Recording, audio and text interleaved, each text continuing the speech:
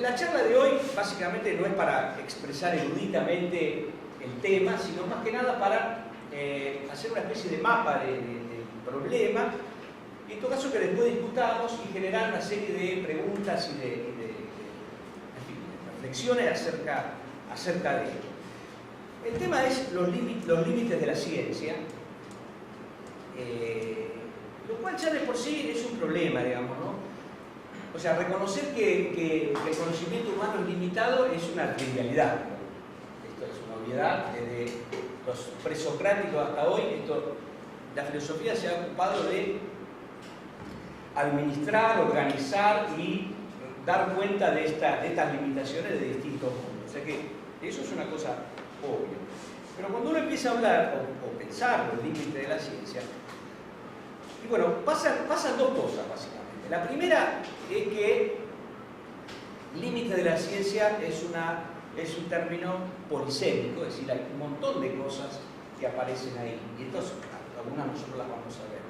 Pero me parece que lo más importante y lo que quizá pueda llamar a reflexionar sobre este tema es que hay como una especie de propensión de nuestra cultura a marcar los límites con cierta exacerbación. Es un rasgo de la cultura occidental, me parece a mí, porque en otro momento.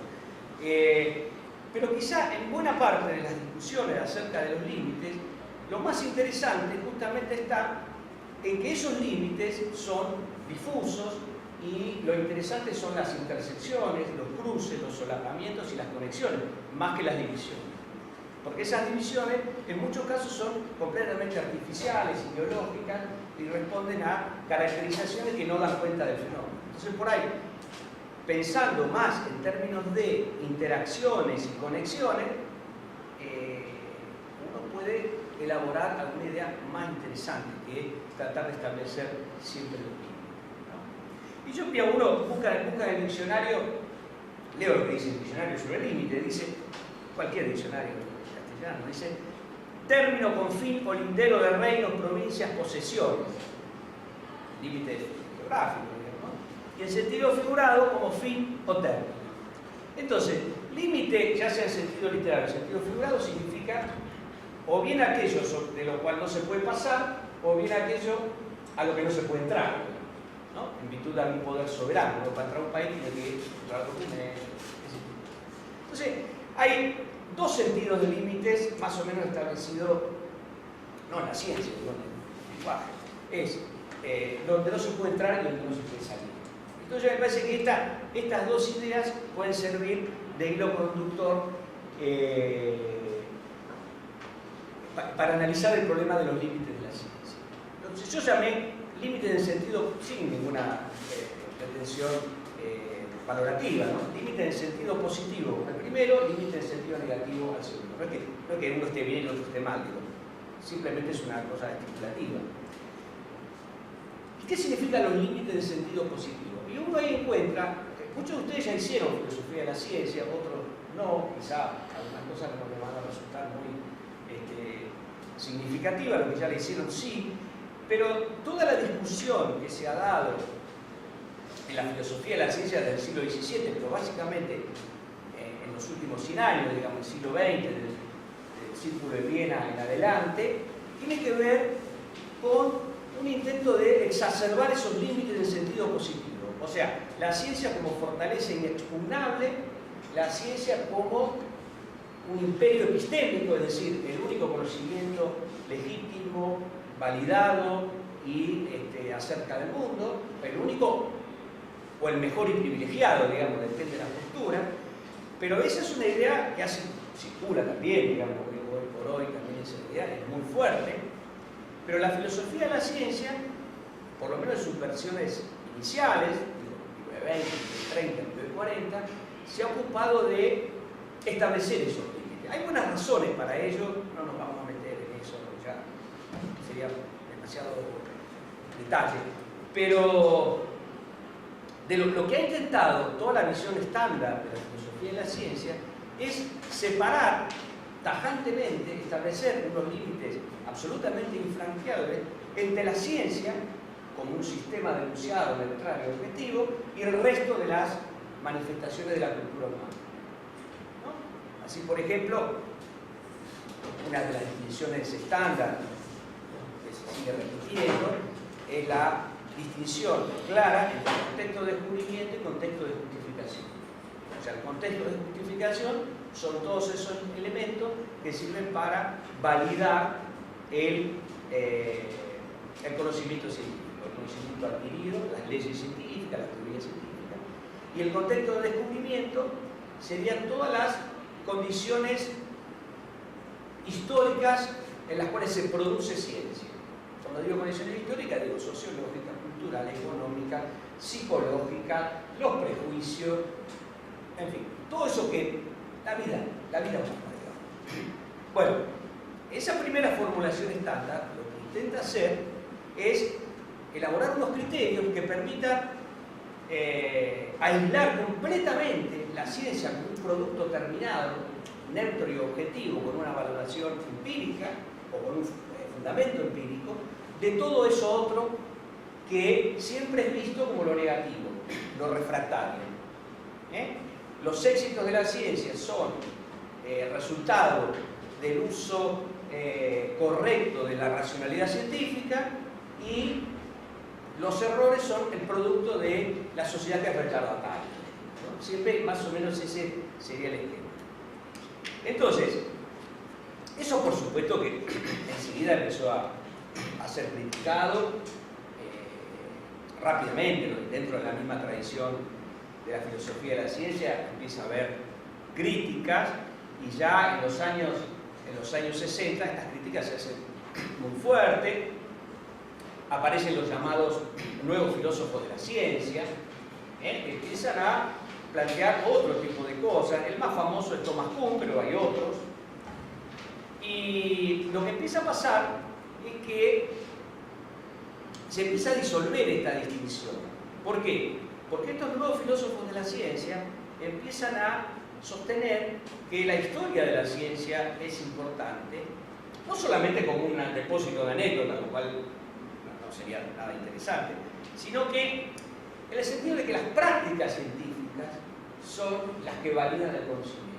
Es decir, no hay ningún algoritmo metodológico, no hay reglas canónicas universales a priori que permitan decir, bueno, esto es ciencia legítima, esto es ciencia bien fundamentada, y esto es, no sé, metafísica, especulación, religión, no sé, otras cosas que eso es palabrerío con lo cual nos entretenemos y nos pasa la vida con eso, lo más interesante, pero bueno. Entonces, estos nuevos filósofos de la ciencia empiezan a poner el acento en las prácticas. Cuando se empieza a poner el acento en las prácticas, ahí empiezan a introducirse todos estos elementos del contexto de descubrimiento, y esta distinción empieza a perder sentido, ¿no? Porque justamente a todo esto uno puede agregar que hay como una especie de sesgo relativista en esto, porque si las prácticas y las condiciones de producción del conocimiento son las que validan el conocimiento, distintas condiciones de validación pueden llevar a distintos conocimientos, digamos. Entonces, bueno, no nos vamos a meter en eso es una discusión que la vamos a dejar, pero sí lo importante es que a partir de estos nuevos filósofos de la ciencia empiezan a aparecer una serie de estudios muy interesantes, pero también con problemas. Son estudios sociológicos que ya rompen con la idea tradicional de la sociología de la ciencia, que se ocupaba solamente de explicar cómo se armaba una comunidad científica, cómo se comunicaban los científicos entre ellos, cómo adquirían prestigio, es decir, los aspectos externos de la ciencia. Las nuevas sociologías del conocimiento científico pretenden dar razones y causas sociales, sociológicas, de las teorías científicas, concretamente, digamos. ¿Por qué a Darwin se le ocurre la teoría de la evolución? Porque hay razones sociológicas para que eso aparezca. ¿Sí? Bueno, eso por supuesto que da también un costado relativista muy fuerte, y empiezan una serie de estudios en esa línea. Están las antropologías de laboratorio, por ejemplo, que empiezan a investigar esos grupos de los laboratorios con los elementos con los cuales investigaban los antropólogos tradicionales las tribus. Esto es una especie de tribu, digamos, con las mismas herramientas conceptuales, va y se estudia ese grupo. Hay relaciones de poder, relaciones jerárquicas, comunicación, en fin, hay pasan cosas no iguales, no, pero bueno, se supone que esas herramientas pueden ser utilizadas. Empiezan a aparecer también otros estudios del lado de la lingüística y la retórica. Aparece la retórica de la ciencia, ¿no? Que lejos de otorgar un lugar privilegiado al discurso científico, lo ubica como un discurso más. Y entonces, las herramientas de la retórica son usadas para explicar el discurso científico, que es considerado simplemente como un discurso más, es decir, que cuyo objetivo es convencer a los pares. O sea, yo soy científico, voy, me reúno con mis pares en un congreso y trato de convencer. Lo cual es cierto, pero el problema es que no es solo eso.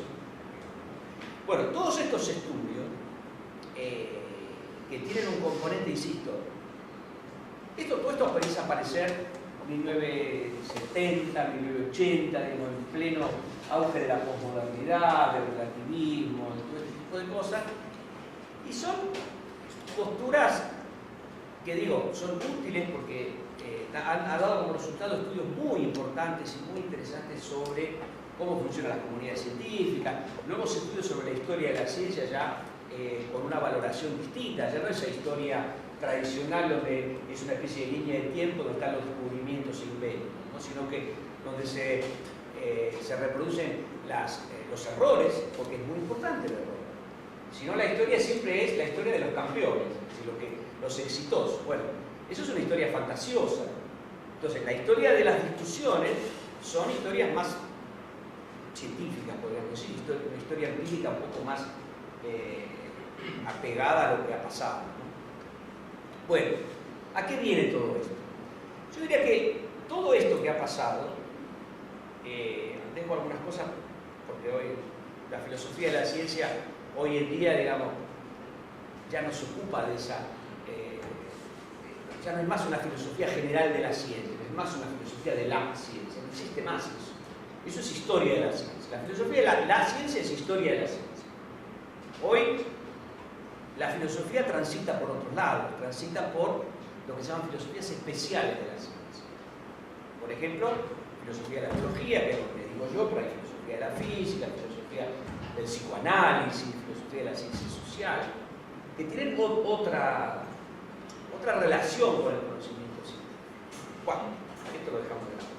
Pero quiero decir, todas estas discusiones que yo resumí exageradamente, que se han dado en el siglo XX, han girado en torno al problema de los límites.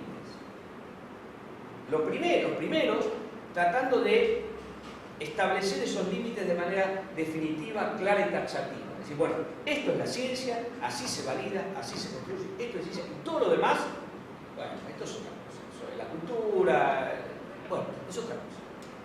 Y el conocimiento más legítimo es la ciencia, obviamente. Entonces, se trató de exacerbar los límites. Todo lo otro, las sociologías de la ciencia, la retórica de la ciencia, la antropología de laboratorio, todos esos estudios sociológicos, intentan disolver los límites. Es decir, bueno, no hay mayor diferencia entre ese producto cultural que es la ciencia de otras manifestaciones culturales. ¿Sí? Entonces, y yo creo que acá hay un problema de estrategia. O sea, todas las posturas estas son interesantes porque han aportado, pero todas han fallado porque han equivocado la estrategia. Bueno, esta es una opinión, obviamente eso es discutible, pero se han equivocado la estrategia porque han pensado desde el lado de los límites. Unos para exacerbarlo, otros para anularlos. Pero aquellos, el positivismo, digamos, el círculo de Viena, toda esa filosofía analítica, ha resultado incapaz de explicar qué tiene la ciencia de producto cultural. O sea, cuál es la relación de la ciencia con la cultura. Han sido incapaces por ese afán de separar. Los otros han sido incapaces de explicar qué es lo que la ciencia tiene de específico, porque la han disuelto en el mar de la cultura. Y la ciencia, digo, es un producto cultural, pero también tiene algo de específico. La ciencia no es solo relaciones de poder. ¿Es relaciones de poder? Sí, pero no es solo eso. ¿Es retórica? Sí es retórica, pero no es solo retórica. Entonces, ese planteo de los límites, yo diría exagerando y siendo demasiado soberbio, digamos, ha llevado al fracaso a una parte de esos estudios. El fracaso, digo, no porque no sirva, pero el fracaso en el sentido de que si de lo que se trata es de dar cuenta cuáles son las vinculaciones de la ciencia con la cultura, no han podido. ¿Sí? Porque justamente han tratado de pensar en los límites y no en las vinculaciones. ¿No? Yo creo que la filosofía ahora, la filosofía de la biología, trabaja de otra manera. Y este tipo de cosas me parece que pueden ser superadas. Bueno, hay una frase de un biólogo que se llama François Jacob, que resume un poco esto, la leo cortita, me acuerdo de memoria, pero la leo. Dice, el siglo XVII, siglo de la revolución científica, del inicio de la modernidad, ¿no? Todo eso. El siglo XVII tuvo la sabiduría, el siglo que rompe con la tradición, con esa, es folclórico, pero bueno, con el dogmatismo, con esa imagen un poco hollywoodense que tenemos. Pero dice, el siglo XVII tuvo la sabiduría de considerar la razón humana como una herramienta necesaria para tratar los asuntos humanos. O sea, la razón, el sujeto que produce conocimiento, que va e investiga, abre el reloj de la naturaleza e investiga. Dice, el siglo de las luces, o sea, el XVIII y el siglo XIX, cometieron la locura de pensar que no solo era necesaria, sino suficiente para resolver todos los problemas. O sea, la razón científica no solo es necesaria, sino que es suficiente. La ciencia va a resolver todo. Dice, en la actualidad, esto es en el 80, todavía sería una mayor demostración de locura decidir, como quieren algunos, que con el pretexto de que la razón no es suficiente, tampoco es necesaria. Eso es la posmodernidad. Bueno, da lo mismo la borra de café, que la ciencia, que tomamos un yogur, nos limpiamos por dentro, bueno, todas esas cosas de la New Age, digamos, ¿no? Bueno, entonces, esto, digo, tiene que ver con los límites en sentido, como yo llamé, positivo.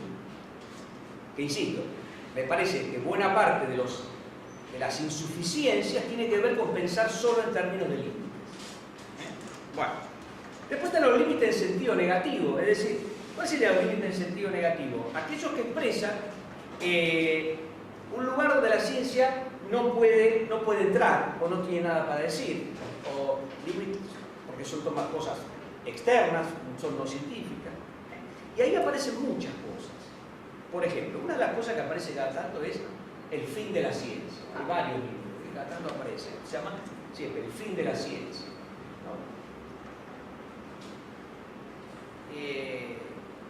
La verdad que la historia nos hace ser un poco más prudentes, ¿no? Se ha anunciado el fin de la modernidad, el fin de la filosofía, el fin de la historia. Cada tanto alguien decreta la muerte de algo. No sé por qué. Puede ser porque a nadie le gusta vivir en una época donde no pasa nada, ¿no? Una época así aburrida nadie quiere. O todos quieren pasar a la historia anunciando el fin de algo. La cuestión es que siempre pasa que los muertos que vos matáis gozan de buena salud, ¿no? La ciencia, porque además anunciar el fin de la ciencia es una visión demasiado ingenua de la ciencia, porque es pensar que la ciencia es el conjunto de las explicaciones acerca del mundo y que uno puede determinarlas. Pero la ciencia tiene que ver con la aparición de nuevos problemas, la aparición de nuevas realidades, nuevas dimensiones de la realidad, tiene que ver con la aparición de nuevas interfaces científicas, problemas que empiezan a aparecer como problemas o sistemas complejos donde hay que tener unas miradas nuevas. Es decir, yo diría, uno no puede decir, esto no va a pasar, pero la verdad es que hablar del fin de la ciencia es como, cuando menos, una temeridad. Y además digamos, son límites, yo diría, que se expresan ideológicamente, ¿no? Porque en general aparece que Todo lo que pueda ser conocido se conoce, ya se conoce. Y después, no, después está Dios. No, sí, después está Dios. No, hace muchos meses, ¿no? El tipo se curó y nadie esperaba que se cure. De repente se cura y dice, es un milagro. Es un milagro. Y no es que los tipos sean, puede ser, ¿no? No es que sean religiosos, no es que dice, es un milagro porque son religiosos, lo cual sería legítimo, ¿no? El tipo cree en eso. Pero yo creo que es peor que eso. Es aquello que yo no puedo explicar, solo lo puede explicar Dios. Lo que yo no sé, por eso es Dios. ¿No? Sé, ahí es más fuerte. Bueno, otros límites que también, estos son más interesantes, son los límites cognitivos. ¿Existen límites cognitivos? O sea, la pregunta sería, ¿hay alguna dimensión de la realidad que no se pueda conocer? ¿Que sea incognoscible? Es una pregunta que obviamente no tiene respuesta, digamos, ¿no? Es como, volvemos al problema de Kant, digamos, nada más que planteado de otra manera. No tiene que ver con las cosas en sí, pero digo, esto de lo que no podemos conocer, por definición, no podemos decir nada acerca de eso. Es mera especulación, en ese sentido, ¿no? Ahora, de todos modos, no hay mucha respuesta para esto y no sé si habrá cosas para indagar ahí por definición, casi. Pero sobre los límites cognitivos hay aspectos que sí son mucho más interesantes y que tienen que ver con una especie de biologización de Kant, digamos, ¿no? Es decir, tenemos límites cognitivos porque nuestras estructuras cognitivas son el resultado de una evolución X, cientos de miles o millones de años, particular y contingente. De modo que nuestro aparato perceptual, nuestras estructuras cognitivas, son el resultado de eso. De modo que eso funcionaría como una especie de a priori individual, pero sería una posteriori biológica, ¿no? Es decir, es el resultado de toda una historia biológica. Ahí, eso quizás es más interesante. Hay mucho trabajo sobre eso. Hay toda la llamada epistemologías evolucionistas de la década del 60, 70, digamos, han trabajado sobre eso con mayor o menor suerte y mayor o menor felicidad, digamos, ¿no? Sería una especie de la frase, el hombre es la medida de todas las cosas, pero en clave biológica. Sería una cosa así. Inclusive eso uno podría especular y decir, bueno, ¿cómo hacemos para comunicarnos con los extraterrestres? ¿La ciencia extraterrestre será igual que la ciencia nuestra? Sí que existe, ¿no? Será igual, parecido. Bueno, no es un problema de sencillo. Cuando mandaron la famosa placa esa, no sé si la habrán visto, la placa esa de oro y con una aleación al espacio, el problema era, ¿qué les decimos a los extraterrestres? Para que ellos entiendan. Y fue toda una discusión periodística, o todo un despliegue periodístico, porque ustedes son jóvenes, ustedes ya habían nacido en esa época. Habrá sido en el 74, por ahí, no sé. Bueno, y finalmente mandaron una placa. ¿Cuál fue el resultado? Fíjense que notable, y yo creo que equivocado, es el único lenguaje universal es el lenguaje de la ciencia. El que lideraba eso era Carl Sagan. Ahora que han vuelto a dar esa serie que es fantástica. El único lenguaje universal es el lenguaje de la ciencia. Entonces dibujaba ahí un átomo, un átomo de hidrógeno. Claro, pero el problema es que el átomo de hidrógeno no es así. Ese es el problema, ¿no? ¿Dónde estamos? ¿Cómo? Exactamente. Eso más o menos podría ser, ¿no? Pero el átomo es un dibujito, es el sistema solar en miniatura, pero el átomo no es así, ¿no? Bueno, no sé, yo creo que si los extraterrestres cuentan eso van a decir, che, hay alguien que nos quiere decir algo. No tenemos idea qué es, pero... Y además hay un hombre y una mujer, ¿no? Que son tan distintos que el extraterrestre va a pensar... son especies diferentes, estas son las dos especies que pueblan el planeta Tierra, ¿no? No importa. Otro de los límites que aparece y que ahora bueno, la filosofía está trabajando mucho en las últimas décadas sobre esto, son los límites éticos. Los límites éticos. Es decir, básicamente la pregunta, o en el caso del ámbito de la cuestión es, hay cosas que podemos hacer tecnológicamente, pero que es incorrecto hacerlas desde un punto de vista, ético, ¿no? No sé, todo el tema de la bioética pasa por ahí, el tema de la neuroética, una especie de partecita, digamos, de la bioética, si quieren, pasa por ahí. ¿Hasta qué punto esto puede funcionar? ¿Sirve? Bueno, habría que verlo. En general, las posiciones más cientificistas, es decir, o más tecnocráticas, tienden a ver los límites éticos como una especie de rémora indeseada de la cultura. Si se puede hacer, hay que hacerlo. Por otro lado, también está la cuestión del mercado, digamos, ¿no? Hay toda la cuestión de la ingeniería genética, hay toda una avanzada, que es ideológica más que real, ¿no? Pero tiene que ver con esa fantasía del hijo a medida.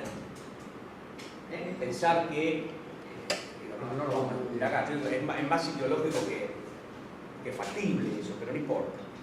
Pero en el nivel ideológico eso funciona. O sea, si nosotros cortamos y pegamos un poco el genoma, podemos tener hijos de tal manera, con estas características.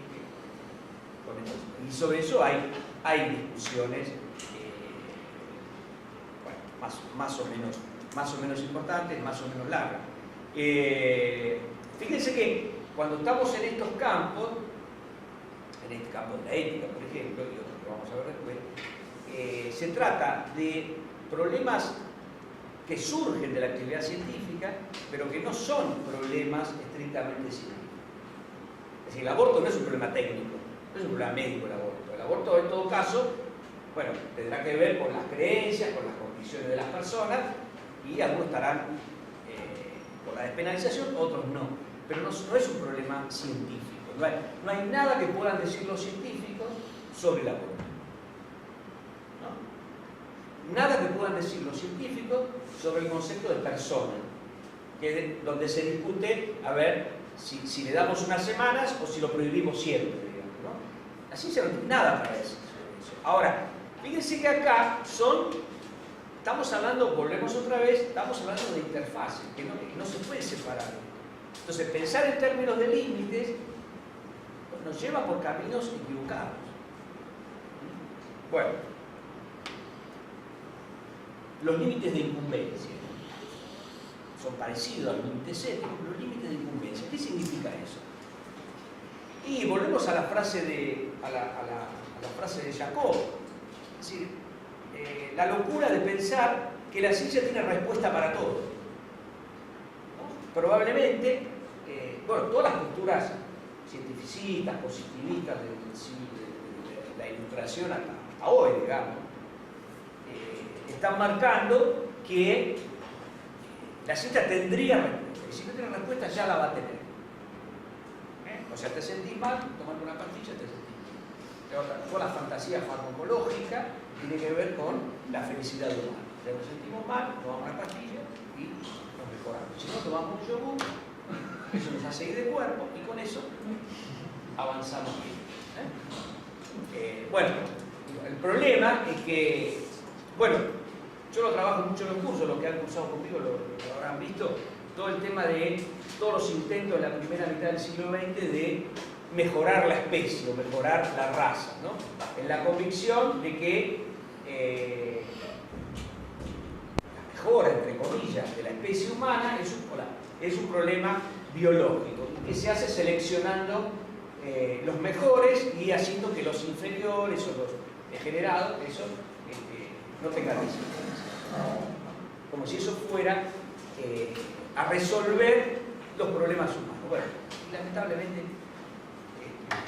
la mayoría de los problemas humanos realmente importantes no parecen tener una solución científica, ¿no? Un humano en el sentido más profundo, ¿no? Bueno, ¿Qué más? Los límites técnico-prácticos. Los límites técnico-prácticos. Esto sobre todo pasa en las ciencias naturales, digamos, en ciencias sociales hay otro tipo de arsenal de conceptos y de prácticas y de metodología donde esto no aparece, pero sí en las ciencias naturales, cada vez más, sobre todo en física o en biología también, hay como límites que tienen que ver con desarrollos tecnológicos. Bueno, eso la verdad no sabemos a dónde se va a llegar, no sabemos hasta qué dimensión se puede llegar, pero sí siempre es una frontera que se va corriendo, está ahí, digamos. Por supuesto que siempre hay también todos los sectores así tecnocráticos, todas las agencias de subsidios que intentan todo el tiempo promover la inversión en grandes aparatajes, desarrollos tecnológicos impresionantemente caros, impresionantemente complejos. El último fue el acelerador de partículas, ¿no? la máquina de Dios, la llamada. Una cosa curiosa es que el programa de búsqueda de inteligencia artificial y vida artificial no haya biólogos. Sorprendente. Uno dice, ¿eso le interesa a los biólogos? No hay físicos. ¿Por qué será? Y porque tienen plata para investigaciones espaciales, por eso lo biólogos. O hay muy poquito. Bueno, ¿qué más? Por último, las fronteras de la ciencia. No, por último, perdón. Las fronteras de la ciencia. ¿Qué hora es? ¿Qué hora? Más 20. Ah, bueno, entonces termino rápido y está. Bueno, el tema de las fronteras de la ciencia, ¿no? La frontera de la ciencia es un concepto que se usa en la comunidad científica. Los que están en la frontera son esos grupitos, los más importantes en cada área, que están con lo último, digamos, están ensayando, investigando, tendiendo a lograr desarrollo en áreas totalmente novedosas. Y eso son unas fronteras totalmente permeables, son fronteras que siempre se trata de sobrepasar, son fronteras que se van corriendo. Y los científicos están convencidos de que están en la frontera, pero tienen como una especie de imperialismo científico, una especie de guerra de conquista, digamos, ¿no? Porque siempre esa frontera se puede ir corriendo. Eso lo dice Hablando de fronteras, el 30 de abril, sábado, la Fundación Argentina de Nanotecnología da una jornada desde las 9 y es abierta a todo el público. Bueno, la nanotecnología sería una de las cosas que estaría en esta frontera. ¿Cómo? La nanotecnología. Bueno, y por último, así dejamos un poco para la discusión, un tema que me ha traído algunas complicaciones con los periodistas, que es los límites en la comunicación pública de la ciencia, los límites en la divulgación científica. Y ahí hay como algunas cosas para marcar, ¿no? La comunicación pública de la ciencia, no solamente el periodismo científico, sino hay otras formas de comunicación que son realmente muy buenas. El periodismo científico es particularmente malo en esto. Pero hay un límite que es fundacional, es decir, la ciencia no es para todos. ¿Por qué? Y porque la ciencia termina siendo un saber esotérico, cada vez más especializado, y que entonces uno no puede contarle a alguien que no sabe nada qué es la cuántica, por ejemplo. ¿No? Podría ensayar alguna cosa, pero justamente lo que es necesario es saber para poder entender exactamente eso. Ahora, esa es como una paradoja fundacional, porque por un lado no se puede transmitir ciencia al que no conoce, pero por otro lado es una tarea que no se puede dejar de lado, porque justamente es como una especie de obligación, o es necesario en todo caso, bueno, transmitir por lo menos algunas cosas básicas a la población. Entonces, esa es una paradoja, yo diría, fundacional, ¿no? Pero son esas tareas en las cuales uno siempre va a pérdida, uno siempre va al fracaso, pero uno no puede dejar de hacerlas, ¿no? En este sentido. Quizá el problema es un problema de agenda, no lo vamos a dejar así. Más que la divulgación científica, más que hablar de ciencia, transmitir cosas de ciencia, noticias de ciencia, tendría que hablar sobre ciencia, sobre una serie de consecuencias para la población. Eso es más interesante y que le da herramientas a la población, por ejemplo, para tomar decisiones, no sé, cómo instalar una planta nuclear, una planta de fábrica de papel, no sé, cosas que, controversias sociales que sobre las cuales la población tiene alguna cosa que decir o debería decir. Bueno, y la otra cosa, el otro límite, que ahí sí, eso es una cosa realmente negativa, me parece, es que como se piensa que el problema es la traducción, es decir, tengo que traducir un lenguaje complicado, esotérico, críptico, especializado, al lenguaje común para que la gente lo entienda, ¿no? Entonces, ahí se apelan a metáforas, un montón de cosas. Pero el problema es que al tratar de desolemnizar, desacartonar y facilitar y amenizar la ciencia, lo que se cae es en la banalización. Entonces tenemos, por ejemplo, un programa donde te explican por qué flota un huevo. Hay un científico que te explica por qué flota un huevo cuando lo hervís o no lo hervís. Entonces te dice, la ciencia está en todos lados. Pero eso no es verdad. La ciencia no está en todos lados. La ciencia está donde hay científicos que hacen ciencia. Todo lo demás es un tipo que se ocupa de explicar a la población por qué flota un huevo. Y tiene explicaciones físicas para eso, y está muy bien. Pero no significa que la ciencia esté en la cocina. No está en la cocina, ¿no? O por ejemplo, los niños son como científicos en miniatura, o científicos incompletos. Como si la cualidad que se le atribuye a los niños, que es la de ser curioso, tuviera una empatía absoluta con la curiosidad de los científicos, que se dice que son seres curiosos. Yo pondría en cuestionamiento, no los niños, pero yo pondría en cuestionamiento que todos los científicos son curiosos, por ejemplo. Y que eso es una característica definitoria de los científicos. Es poco pobre, digamos, eso.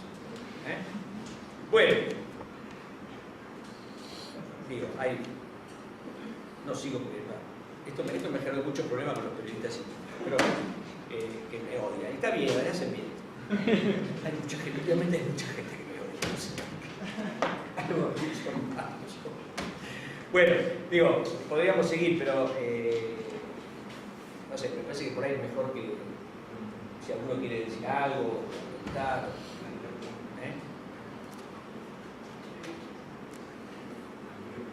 Una pregunta con la parte de los límites éticos. Sí. Estaban estos límites éticos como lo representaste, intentaste toda la cuestión moralista, si límite lo podemos franquear. Si no sería una visión ética un poco estrecha, esa debe haber otro poco más complejo. No, a ver si entendí bien la pregunta. No, yo al revés, yo lo que dije es que algunas posiciones tecnocráticas ven los límites éticos como límites indeseables, justamente como si fuera una cuestión moralista a la cual no hay que darle mucho espacio. Es al revés. O sea, estoy acusando a otros, digamos. Estoy diciendo, las visiones tecnocráticas dicen, bueno, la verdad que, justamente, por ejemplo, el caso de la clonación, ¿no? Bueno, muchos científicos se lamentan de que, porque hay límites éticos, y hay jurídicos también, pero hay estos límites, no se puede avanzar en investigación en ese campo. Pasa que hay una visión ignorante sobre la ética en ese caso. Digo, emplean la palabra para decir lo que no. Bueno, lo que pasa es que, digamos, en ese punto de vista no le dan entidad a esa límite. Yo creo que está bien que haya límite, justamente. Lo que yo creo es que el problema en muchos casos no es tanto que el Estado se meta a avasallar las libertades individuales, sino justamente que el Estado se ausente y deje que el mercado legitime per se ese tipo de cosas, ¿no? Si uno deja eso, bueno, no sé hasta dónde se puede llegar. Pero no, yo justamente estaba haciendo una crítica a esa posición que muestra los límites éticos como si no fueran límites atendibles, ¿no? ¿Se entiende? Sí, sí.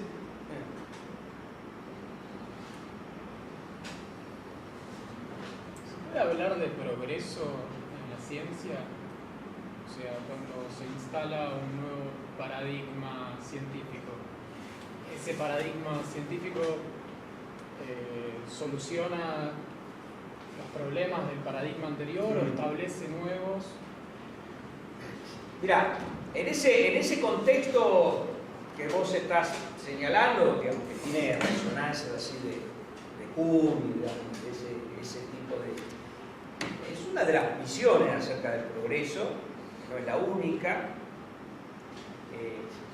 En ese caso que vos marcás específicamente, ahí lo que no habría sería un progreso en términos acumulativos cuando hay un cambio de paradigma. Ahora, ese autor, ese mismo autor que Thomas Kuhn, en una visión general de la ciencia, sí entiende que hay progreso. O sea, concretamente, hoy en cuanto a conocimiento, estamos mejor que Copérnico. O sea, Kepler y Galileo se hicieron copernicanos apostando al paradigma. Pero nosotros hoy sabemos, 400 años después, que Copérnico tenía razón. Estoy simplificando, ¿no? Pero lo sabemos. Entonces quiere decir que ahí, en esos largos plazos, habría progreso.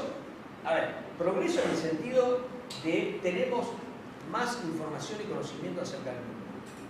Que no es la única manera de ver el progreso.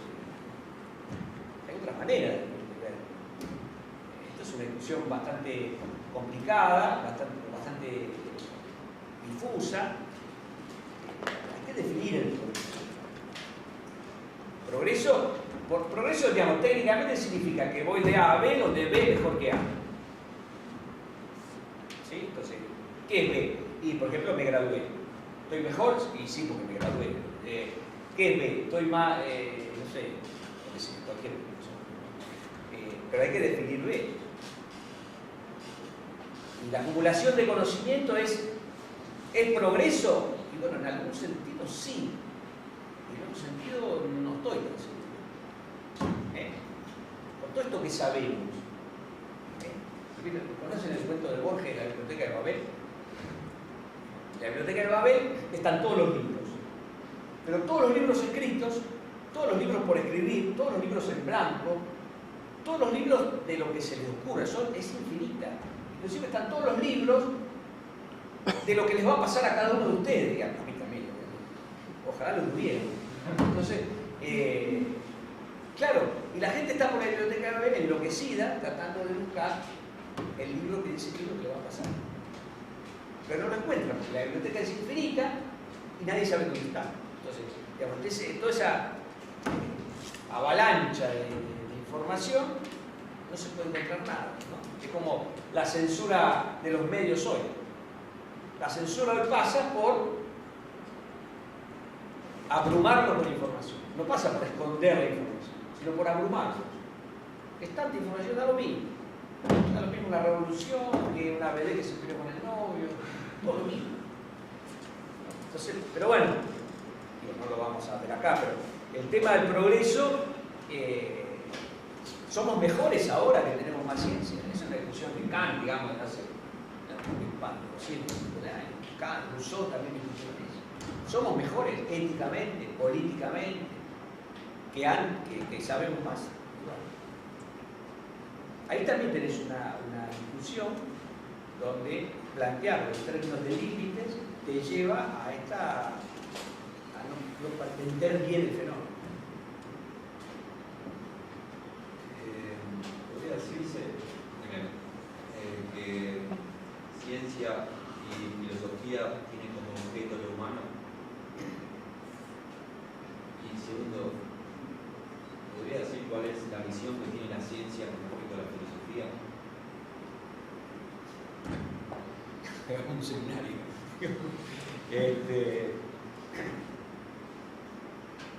Yo no diría que la ciencia y la filosofía se ocupan de lo humano. Esa era la primera pregunta, ¿no? Yo creo que la filosofía, en buena medida, sí. La ciencia no estoy tan seguro. Porque además el problema es que yo creo que no existe la ciencia. Ese es el problema. O sea, cuando uno habla de la ciencia, automáticamente está ubicándose una idea que incluye básicamente física, química y biología y alguna otra cosa. Yo más bien diría que lo que hay es una multiplicidad de saberes con alguna base común, digamos, o sea, no apelar a explicaciones sobrenaturales, más ciertos compromisos de la racionalidad, pero yo creo que no existe la ciencia, creo que existen áreas del conocimiento, intersecciones, y muchas de ellas sí se ocupan del humano y otras no, otras claramente no. Ahora, con respecto a la valoración que hace la ciencia de la filosofía, y yo diría que también es muy variable. Los físicos, por ejemplo, te miran raro diciendo, los psicólogos son mucho más proclives a leer filosofía, por ejemplo, ¿no? Algunos tienen un poco de miedo, como los sociólogos, que hay como una zona así de litigio, digamos, ¿no? Los antropólogos también. En general yo diría que los que son ciencias sociales tienen como más una mirada más benevolente. En general, los físicos, que son los más aristocráticos del espectro, tienen una mirada bastante despreciativa. Pero también la tienen con la psicología, también la tienen con... Y esto es en relación al método que utiliza la filosofía y en relación a la búsqueda, a la investigación de lo humano. Sí, lo que pasa es que la filosofía tiene esa imagen entre la pura especulación y el viejo Tales que se caía en un pozo, digamos, ¿viste? Esa cosa, que no sé cómo llegó, no sé cómo se instaló eso, pero porque la verdad que si uno analiza a los filósofos, todos los filósofos han tenido una conexión con su momento, con la política, con lo que pasaba en su época, como el que más, digamos. Entonces, bueno, por alguna razón ha quedado esa imagen folclórica, hollywoodense del filósofo. Yo creo que en esa especie de economía de los saberes y esa discusión entre los saberes, la filosofía últimamente está más de moda la filosofía, ¿no? Claro. Lo que pasa es que también va por lados que a mí no me gustan mucho, ¿no? La filosofía como terapia, la filosofía, esa cosa. O la parte política. Claro, eso es una chatada, o sea, por decirlo así, digamos, políticamente correcto. Sí. La política es sí. Como terapia. No, pero como terapia, digamos, como la filosofía. La filosofía, yo vuelvo a la tradición, no sirve para nada, en el sentido de servir utilitariamente, ¿no? Sirve para otra cosa. Es una herramienta crítica poderosísima, sirve para muchas cosas. No creo que sirva como terapia psicológica, me parece a mí. Pero eso, digo, eso es una... Yo doy un curso que es un seminario de doctorado donde hay físico, biólogo, biotecnólogo, químico, ¿no?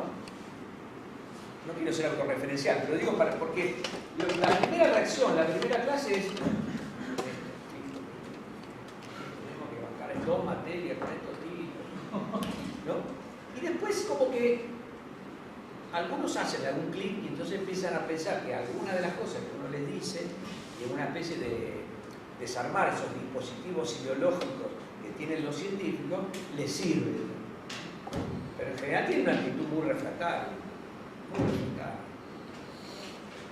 En las discusiones, por ejemplo, cuando se reparten subsidios, cuando en las agencias de financiación de la ciencia también, las discusiones se dan. No son solamente discusiones técnicas y conceptuales. A veces son discusiones, es decir, a ver, vos sos sociólogo, vos necesitas 10.000 pesos, no, yo necesito 100.000 pesos. O sea, son discusiones de poder, discusiones económicas y también conceptuales. Yo lamento decir esto que ustedes que recién empiezan. Yo digo, sigan, porque van a poder vivir la filosofía.